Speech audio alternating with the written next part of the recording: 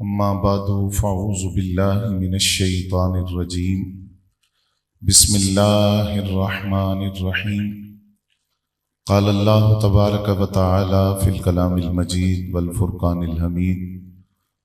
قل هل يستوي الذین یعلمون والذین لا یعلمون صدق اللہ مولانا العظیم وبلغنا رسوله النبی الکریم وَنَحْنُ عَلَىٰ ذَلِكَ لَمِنَ الشَّاهِدِينَ وَالشَّاكِرِينَ وَالْحَمْدُ لِلَّهِ رَبِّ الْعَالَمِينَ الصلاة والسلام علیکہ یا رسول اللہ وعلى آلکہ وَأَصْحَابِكَ یا حبیب اللہ۔ حمد و ثنا کے بعد انتہائی واجب الاحترام قابل صد احترام اسٹیج پر تشریف فرما معزز و محتشم اکابرین ہمارے بزرگ اور حال میں موجود سامعین ذی وقار، انتہائی مبارکباد کے مستحق ہیں ادارہ تعلیمات قرآن پاکستان کے روح رواں حضرت علامہ مولانا ڈاکٹر مفتی محمد بشیر احمد نقشبندی مجددی زیدہ مجدہ،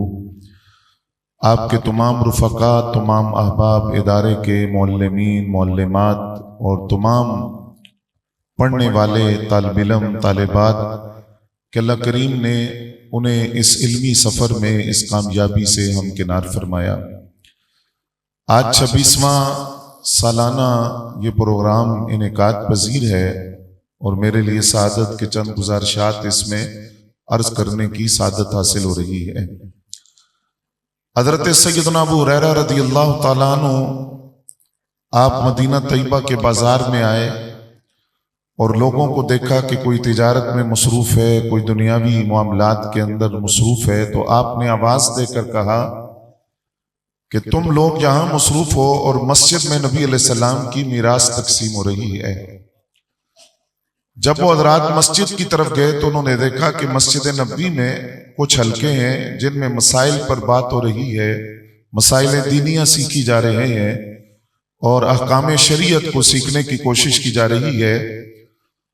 تو ان لوگوں نے حضرت ابو ہریرہ رضی اللہ تعالیٰ عنہ سے فرمایا کہ آپ تو کہہ رہے تھے کہ نبی علیہ السلام کی وراثت تقسیم ہو رہی ہے، جبکہ یہ لوگ تو یہاں مسائل کے حوالے سے احکام شریعت کے حوالے سے بات کر رہے ہیں۔ آپ نے فرمایا نبی علیہ السلام کی وراثت کے اندر درہم دینار سونا چاندی نہیں ہے، آقا کریم صلی اللہ علیہ وآلہ وسلم کی وراثت یہ علم ہے جس کا وارث علماء کو بنایا گیا۔ حضرت سیدنا فاروق اعظم رضی اللہ تعالیٰ عنہ فرماتے ہیں کہ 1000 عابد دنیا سے رخصت ہو جائے اس کا اتنا نقصان نہیں جتنا ایک عالم دین کا دنیا سے رخصت ہونے کا نقصان ہے۔ اس کی وجہ کیا ہے؟ فرماتے ہیں کہ عبادت گزار پر عالم دین کو جو فضیلت دی گئی اس کی وجہ یہ ہے کہ عبادت گزار عبادت کرتا ہے اور عبادت کا فائدہ اس کی ذات تک محدود ہے، جبکہ عالم کا جو علم ہے اس کا فائدہ اس کی ذات تک محدود نہیں بلکہ ایک جہاں اس سے فائدہ اٹھاتا ہے۔ اس لیے عالم دین کو عبادت گزاروں پر فضیلت دی گئی کہ ان کا تعلق علم کے ساتھ ہے اور علم کا فائدہ محدود نہیں ہوتا، متعدی ہوتا ہے، وہ خود بھی علم سیکھتا ہے، لوگوں کو سکھاتا ہے۔ آپ دیکھیے کہ ہزاروں لوگ اس ادارے سے وابستہ ہیں، دین سیکھ رہے ہیں، احکام شریعت سیکھ رہے ہیں، قرآن مجید کی تفسیر سیکھ رہے ہیں۔ اور پھر دوسری بات، حضرت امام محمد رضی اللہ تعالیٰ عنہ سراج الامہ، حضرت امام اعظم ابو حنیفہ رحمۃ اللہ علیہ کے مایہ ناز شاگرد اور امام اعظم ابو حنیفہ کے شاگردوں کے شاگرد امام محمد رحمۃ اللہ علیہ، آپ امام محمد شافعی کے ہاں مہمان بن کر گئے اور امام محمد شافعی فرماتے ہیں کہ میں ساری رات نوافل پڑھتا رہا جبکہ امام محمد بستر پر لیٹے رہے۔ تو ذہن میں یہ خیال آیا کہ میں ساری رات نوافل پڑھتا رہا اور یہ بستر پر لیٹے رہے، جب صبح فجر کا وقت ہوا وضو کے لیے پانی پیش کیا گیا تو انہوں نے کہا کہ مجھے وضو کی حاجت نہیں ہے، عشاء کا وضو ابھی تک قائم ہے۔ نماز فجر انہوں نے ادا کی تو میں نے ان سے سوال کیا کہ میں نوافل پڑھتا رہا، آپ ساری رات لیٹے رہے، تو انہوں نے فرمایا کہ تم نے جو کام کیا اس کا فائدہ تمہاری ذات تک محدود ہے، بہت اچھا کام تم نے کیا، لیکن میں بستر پر لیٹا ہوا تھا، کتاب اللہ میں غور و فکر کرتا رہا اور 1000 دینی مسائل کا حل میں نے تلاش کیا ہے، اور میں نے وہ کام کیا جس کا فائدہ میری ذات تک محدود نہیں ہے بلکہ ایک عالم، ایک جہان اس سے فائدہ اٹھائے گا۔ تو حضرت امام شافعی فرماتے ہیں کہ میں نے یہ سوچا کہ عبادت کرتے ہوئے جاگنا یہ تو آسان ہے، لیکن بستر پر لیٹ کر جاگنا اور پھر لیٹ کر کتاب اللہ میں غور کر کے مسائل کا حل نکالنا یہ بڑا مشکل ہے۔ تو ایک وجہ یہ سمجھ آئی کہ عالم کو عابد پر جو فضیلت دی گئی اس کی وجہ یہ ہے کہ وہ جس شعبے سے وابستہ ہے اور جن معاملات سے وابستہ ہے، ایک تو اس کا فائدہ متعدی ہے، آگے لوگوں تک پہنچتا ہے، اور دوسرا یہ بڑا مشکل کام ہے کتاب اللہ میں غور و فکر کرنا، مسائل کا حل تلاش کرنا، تو اس وجہ سے عالم کو عابد پر فضیلت دی گئی۔ اس کے ساتھ ہم نے یہ بات سمجھنی ہے، کچھ چیزیں جو تحصیل علم کے متعلقات میں سے ہیں، تحصیل علم سے تعلق رکھتی ہیں۔ مثلا اس میں پہلی بات، ادب کے بغیر علم حاصل تو ہو جاتا ہے لیکن اس کا نفع نہیں ہوتا۔ انسان عالم بن تو جاتا ہے لیکن وہ عالم کیسا ہوتا ہے کہ اس کا علم آگے نفع نہیں دیتا، نہ اس کی ذات کو نہ لوگوں کو۔ امام محمد مالک فرماتے ہیں کہ جب میری والدہ نے مجھے مدرسے پہلے دن بھیجا تو میرے سر پر خود اپنے ہاتھوں سے دستار باندھی، اور دستار باندھ کر حضرت ربیعہ رضی اللہ تعالیٰ عنہ کے پاس پڑھنے کے لیے جب بھیجا تو میری ماں نے مجھے یہ نصیحت فرمائی، فرمایا اے مالک تمہیں پڑھنے کے لیے بھیج تو رہی ہوں لیکن تعلیم علم سے پہلے ادب سیکھنا، ادب کے بغیر علم کا کوئی فائدہ نہیں ہے، اور اگر علم حاصل کر بھی لوگے ادب نہیں ہوگا تو وہ نافع نہیں ہوگا، وہ فائدہ نہیں دے گا، نہ تمہیں نہ آگے لوگوں تک اس کا فائدہ پہنچے گا۔ اس لیے فرماتے ہیں کہ قاضی شریک کے پاس خلیفہ مہدی کا بیٹا آیا حدیث سننے کے لیے، اور وہ دیوار سے ٹیک لگا کر بیٹھ گیا، اور ٹیک لگا کر قاضی شریک سے کہنے لگا کہ مجھے حدیث سنائیں۔ انہوں نے توجہ نہیں کی، اس نے دوبارہ کہا کہ مجھے حدیث سنائیں، آپ نے پھر توجہ نہیں فرمائی۔ اس نے کہا کہ آپ خلیفہ کے بیٹے کی توہین کر رہے ہیں۔ فرمایا میں خلیفہ کے بیٹے کی توہین نہیں کر رہا، میں علم کو توہین سے بچا رہا ہوں، کیونکہ اس طرح ٹیک لگا کر دین کی کوئی بات سننا اور پھر نبی علیہ السلام کا کوئی فرمان سننا، اس طرح ٹیک لگا کر یہ علم کی توہین ہے، علم حدیث کی توہین ہے۔ جب وہ دو زانو ہو کر بیٹھا اور اس نے پھر آپ سے عرض کیا کہ آپ اب مجھے دین پڑھائیں، فرمایا ہاں اس طرح علم حاصل کیا جاتا ہے، دو زانو ہو کر گھٹنے ٹیک کر استاد کی بارگاہ میں بیٹھا جاتا ہے، اس طرح علم حاصل کیا جاتا ہے۔ اسی لیے حضرت امام مالک رضی اللہ تعالیٰ عنہ کے پاس جب امام شافعی پڑھنے کے لیے آئے تو فرماتے ہیں جب مکہ سے مدینہ المنورہ امام مالک کی خدمت میں حاضر ہوا تو مکہ سے چلتے ہوئے والی مکہ سے کہا کہ آپ مجھے امام مالک کے نام رکا لکھ دیں کہ وہ مجھے اپنے درس حدیث میں جو حلقہ حدیث ہے، مجلس حدیث ہے، اس میں بیٹھنے کی اجازت دے دیں۔ تو والی مکہ نے امام شافعی رحمۃ اللہ علیہ کو رکا لکھ کر دیا امام مالک کے نام، اور اس میں لکھا کہ ان کو آپ اجازت دیں کہ یہ آپ کے درس حدیث میں بیٹھے، جو مسجد نبوی میں آپ کا حدیث کا درس ہوتا ہے اس میں بیٹھنے کی اجازت دیں۔ آپ توجہ فرمائیں گے اس بات پر۔ امام شافعی فرماتے ہیں جب میں وہ رکا لے کر گیا تو امام مالک جلال میں آ گئے۔ آپ نے فرمایا اے امام محمد شافعی یہ بتاؤ علم کب سے سفارشوں کا اور وسیلوں کا محتاج ہو گیا ہے؟ علم کو سفارشوں کی ضرورت نہیں ہوتی، نہ وسیلوں کی ضرورت ہوتی ہے۔ تو امام شافعی فرماتے ہیں کہ میں نے ہمت کی اور خود آگے بڑھا اور میں نے ان سے عرض کیا کہ آپ مجھے اجازت دیں کہ میں آپ کے درس حدیث میں بیٹھوں۔ تو کہتے ہیں امام مالک نے پہلی نصیحت جو مجھے فرمائی تھی وہ یہ تھی اتق اللہ، اللہ سے ڈرتے رہنا، اجتنب المعاصی، گناہوں سے بچتے رہنا، فسیکون لک شان، گناہوں سے اگر بچ جاؤ گے، اللہ سے ڈرتے رہو گے، علم کے ساتھ اگر یہ دو چیزیں بھی ہوں گی تو اللہ تمہیں بہت بڑی شان عطا فرمائے گا۔ خالی علم نہیں، علم کے ساتھ خوف خداوندی بھی،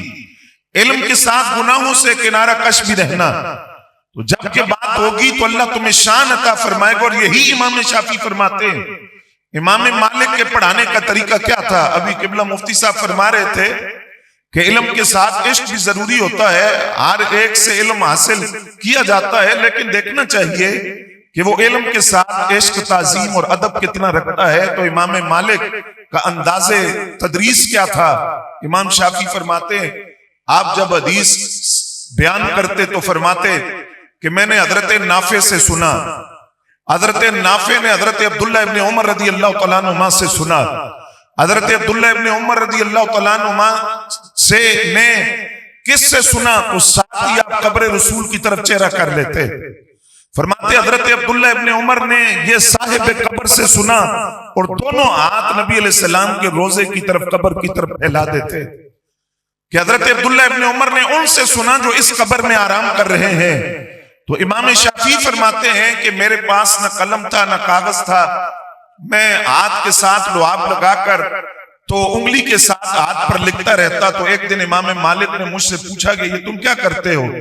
میں نے کہا کہ آپ جو پڑھاتے ہیں وہ میں لکھتا رہتا ہوں۔ فرمائے دکھاؤ کہاں لکھا ہے؟ تو فرماتے میں نے کہا جو کچھ آپ نے پڑھایا وہ میں نے سینے میں محفوظ کر دیا ہے۔ تو امام شافعی رحمت اللہ علیہ کی اس بات سے یہ پتہ چلا، اس بات پر آپ توجہ فرمائیں گے جو اس ادارے کی خاصیت ہے، اور یہ ادارہ جن بزرگوں کی سرپرستی میں ہے اور جس خانقاہ عالیہ اور جس آستانے کی سرپرستی کے اندر ہے، وہاں سے جو درس دیا جاتا ہے اس کی جھلک اس ادارے کے اندر نظر آتی ہے، اس ادارے سے پڑھنے والوں میں نظر آنی چاہیے۔ وہ کیا ہے کہ خود امام مالک فرماتے ہیں کہ میں جب اپنے استاد سے حدیث پڑھنے کے لیے گیا تو فرماتے میرے استاد تھے حضرت ایوب سختیانی رضی اللہ تعالیٰ عنہ، تو ان کو میں نے زمزم کا جو کنواں ہے اس کے پاس بیٹھ کر حدیث سناتے ہوئے دیکھا، لیکن میرا دل راغب نہیں ہوا، میں واپس آ گیا۔ دوسری مرتبہ پھر ان کو حدیث سناتے ہوئے دیکھا، لیکن پھر میں نے ان سے حدیث روایت نہیں کی۔ تیسری مرتبہ میں نے ان سے جا کر حدیث روایت کی۔ کب؟ اب یہ لفظ ذرا توجہ سے سنیے گا۔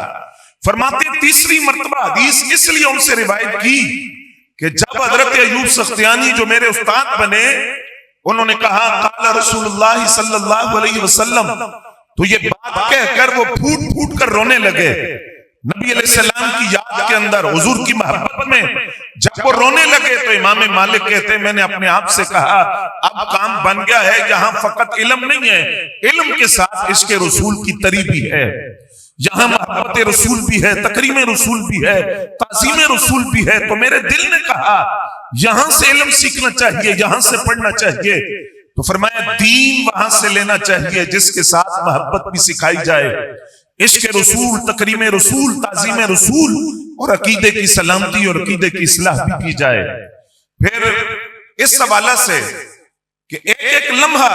انسانی زندگی کے اندر تحصیل علم کے پہلو سے اگر ہم دیکھیں کتنا قیمتی ہے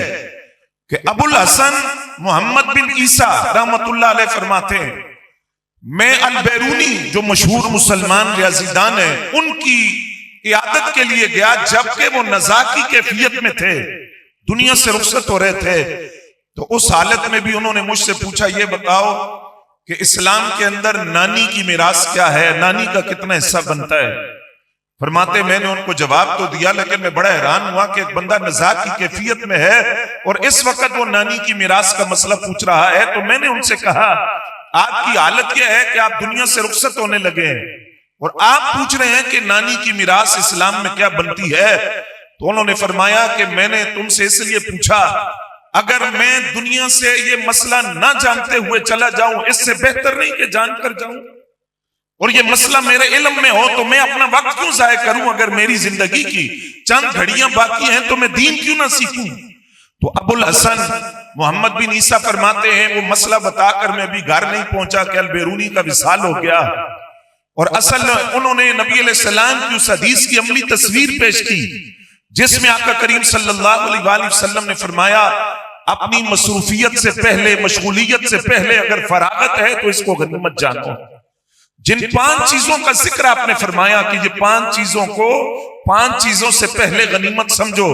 تو ان میں ایک بات نبی علیہ السلام نے یہ بھی فرمائی کہ آج اگر تمہارے پاس وقت ہے، تمہارے پاس فراغت ہے تو مشغولیت، مصروفیت سے پہلے اس بات کو غنیمت جانو اور اپنے آپ کو مصروف کر لو، دین سیکھو، دین کا کوئی مسئلہ سیکھو، دینی تعلیم حاصل کر لو۔ آج وہ والدین मुबारकबाद के मुस्तहिक हैं जिन्होंने अपनी बच्चियों को इस इदारे के साथ वाबस्ता किया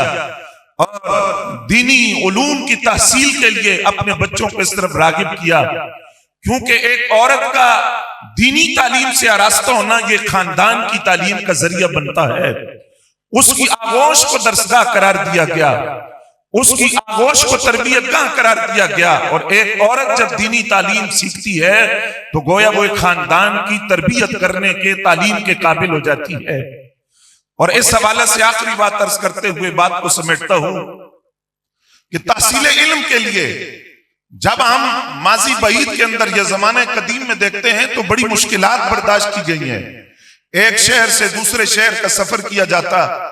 और बाद औक़ात हम पढ़ते हैं मुहद्दिसीन के हालात के वो सूखी रोटियां पानी में भिगोकर खाते हैं।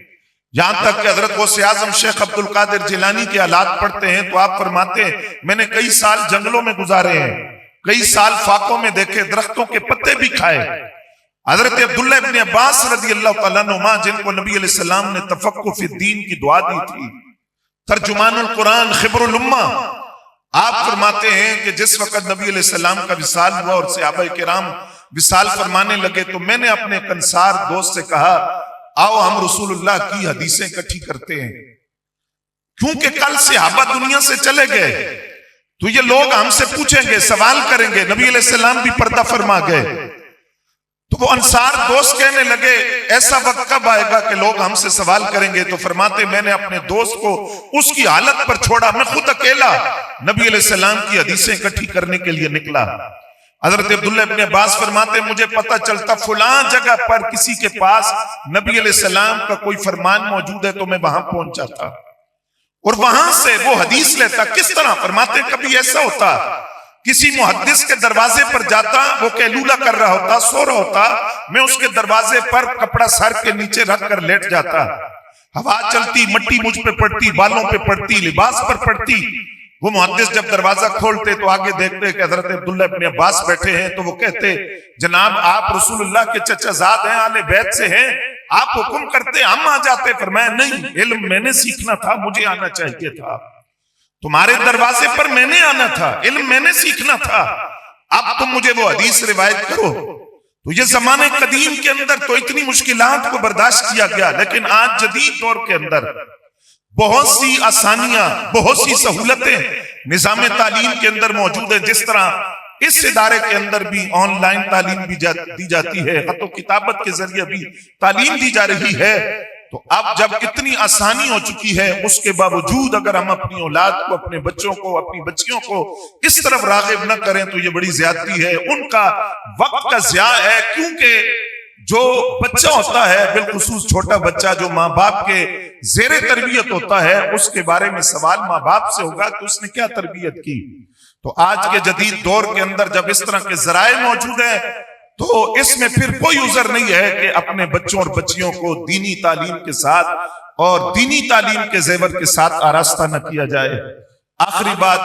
मैं इन तालिबात के लिए भी, तुलबा के लिए भी, अपने लिए भी अर्ज करता हूँ। आज लोग यूनिवर्सिटियों में भी जाते हैं, कॉलेजेस में भी जाते हैं, इंजीनियर भी बनते हैं, डॉक्टर भी बनते हैं, प्रोफेसर भी बनते हैं, बड़ी अच्छी बात है, जाना चाहिए, जदीद तालीम से भी अपने आप को रास्ता करना चाहिए। लेकिन ये बात याद रखे कि जिस वक्त उज्जाज बिन यूसुफ ने जो बसरा का गवर्नर था, सफ़वान बिन खालिद से खुदनुमाई के लिए कहने लगा बताओ बसरा का गवर्नर कौन है? तो सफ़वान बिन खालिद ने कहा कि बसरा का गवर्नर अगर मुझसे पूछते हो तो इमाम हसन बसरी है। उसने कहा कमाल की बात है, तख्ते हुकूमत पर मैं बैठा हूं, आप जानते भी हैं मैं बसरा का गवर्नर हूं और आप कह रहे हैं कि इमाम हसन बसरी बसरा के गवर्नर है। ये जरा जुमला सुनिएगा सफ़वान बिन खालिद का। उन्होंने कहा ए उज्जाज मैं इसलिए कह रहा हूं कि तुम्हारे पास दुनिया है, इमाम हसन बसरी के पास दीन है, वो तुम्हारी दुनिया के मोहताज नहीं है, तुम दीन के मोहताज हो और उन्हें दुनिया के लिए तुम्हारे दरवाजे पर नहीं आना पड़ेगा, तुम्हें दीन सीखने के लिए उनके दरवाजे पर जाना पड़ेगा। तो जब तुम्हें दीन सीखने के लिए उनके दरवाजे पर जाना पड़ेगा तो इस बुनियाद पर मैं कह रहा हूं कि सरों पर तो तुम्हारी हुकूमत है, लेकिन दिलों पर जिनकी हुकूमत है वो इमाम हसन बसरी है, जिनको अल्लाह ने दीनी फहम फरासत और बसीरत अता की है। तो इल्म एक ऐसी दौलत है جو سروں پر عزت کے تاج رکھتی ہے. اور معذرت سے 2-3 منٹ اگر اوپر ہوئے، یہ عرض کرتے ہوئے کہ آج ہمارے ہاں ایک طبقہ ایسا بھی ہے جو کہتے ہیں کہ اردو کی کتابیں پڑھ لی تو اب نہ استاد کی ضرورت ہے، نہ خود کسی سے جا کر بات سمجھنے کی ضرورت ہے، جو لفظوں سے ظاہر سمجھ آیا اس پہ نظریہ قائم کر لیا، رائے قائم کر لی اور اسی کو اپنی فکر بنا لیا. امام مالک فرماتے ہیں کتاب کو، علم کو کتاب کے صفوں کی بجائے استاد کی زبان سے حاصل کرو، استاد کے سینے سے حاصل کرو، وہ علم تمہیں نفع دے گا. اور دوسرا، جب ہم آج 4 کتابیں پڑھ لیں تو ہم یہ بھی سمجھتے ہیں کہ مزاج بھی بگڑ جاتا ہے، اور ہم یہ سمجھتے ہیں کہ ہم نے سب کچھ پڑھ لیا، اب ہم علامت الدہر ہے، نہ کسی سے سیکھنے کی ضرورت ہے نہ پڑھنے کی. امام ابو یوسف جو امام اعظم ابو حنیفہ کے شاگرد ہیں، ان کے ذہن میں ایک لمحہ یہ بات آئی کہ مجھے اب کسی استاد کی ضرورت نہیں. امام صاحب کو جب پتہ چلا تو آپ نے ایک آدمی کو بھیجا کہ امام ابو یوسف سے پوچھو کہ اگر کوئی بندہ دھوبی کو کپڑے دھونے کے لیے دے اور پھر لینے جائے اور دھوبی کہے کہ میرے پاس ہے ہی نہیں یا گم ہو گئے، تھوڑے عرصے بعد وہ کپڑے مل جائیں، تو اب اس بندے کو کپڑے دھونے کی قیمت دینی چاہیے یا نہیں دینی چاہیے؟ کیونکہ کپڑے وقت پر نہیں ملے، دیر سے ملے. توجہ فرمائیں گے آپ؟ تو امام صاحب نے فرمایا اگر امام ابو یوسف کہیں کہ پیسے دینے چاہیے تو کہنا مسئلہ آپ نے غلط بتایا، اگر کہیں نہیں دینے چاہیے تو تب بھی کہنا غلط بتایا، کیونکہ اس میں تفصیل ہے، بعض صورتوں میں دینے چاہیے، بعض صورتوں میں نہیں دینے چاہیے. جب امام ابو یوسف سے مسئلہ پوچھا گیا، انہوں نے جواب دیا تو پوچھنے والے نے کہا آپ نے جواب ٹھیک نہیں دیا. امام ابو یوسف کو بھی چونکہ فراست اور ذہانت اور تدبر تو تھا، آپ نے فوراً سوچا کہ یہ امام صاحب کا بھیجا ہوا آدمی ہے اور میرا امتحان لے کر تنبیہ کی گئی ہے. یہ جملہ ذرا سنیں امام صاحب کا. آپ نے امام ابو یوسف سے کہا اے ابو یوسف، انگور سے پہلے کشمش بننے کی کوشش نہ کرو، پہلے سیکھ لو، تحصیل علم کے اندر اس مقام تک پہنچ جاؤ جہاں واقعی پھر تمہیں کسی سے سیکھنے کی ضرورت نہیں ہوگی. اور وہ مقام تحصیل علم میں ہوتا نہیں ہے، کیونکہ فرمایا ماں کی گود سے لے کر لحد تک تعلیم حاصل کرتے رہو. علم کے حصول کا راستہ کہیں بھی مسدود نہیں ہوتا، بلکہ علم کی راہیں کھلتی چلی جاتی ہیں اور انسان سیکھتا چلا جاتا ہے. اللہ کریم اس ادارے کو دن دگنی رات چگنی ترقیاں عطا فرمائے، اور اس کے روح رواں ہمارے بزرگ، ہمارے معلم مربی حضرت علامہ مولانا ڈاکٹر مفتی بشیر احمد نقشبندی مجددی زیدہ مجدہ، اللہ کریم آپ کا سایہ عاطفت اہل سنت پر سلامت فرمائے. وما علینا الا البلاغ.